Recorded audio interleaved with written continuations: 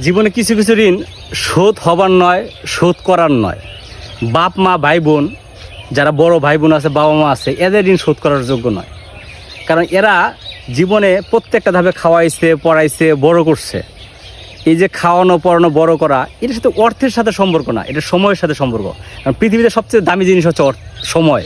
এই সময় ইনভেস্ট করলে টাকা পাওয়া যায়, টাকা ইনভেস্ট করলে সময় সবসময় পাওয়া যায় না।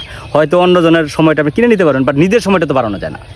এই জন্য পৃথিবীতে সবচেয়ে দামি জিনিস হচ্ছে সময়। এই সময়টা বড় ভাই বোন, বাবা মা, সন্তান বা ছোটো ভাই বোনের পেছনে ইনভেস্ট করে, শুধু একটু ভালোবাসার খাতিরে, ভালোবাসার জন্য। এটা এই ঋণ শোধ হওয়ার নয়।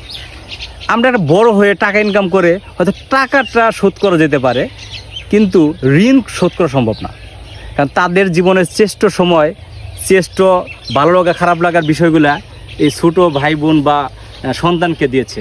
নিজে না খাওয়াইয়া সন্তানকে খাওয়াইছে, নিজে না খাওয়াইয়া বা নিজে ভালো কিছু পরার কাপড় চোপড় না পরে হয়তো ছোটো ভাই বোনদের কাছে দিচ্ছে, বা বাবা মা নিজে না কাপড় চোপড় কিনে হয়তো সন্তানকে দিচ্ছে।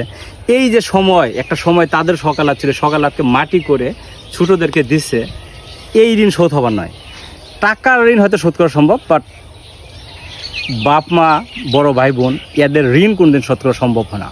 এজন্য আমরা সবার প্রতি কৃতজ্ঞ হই।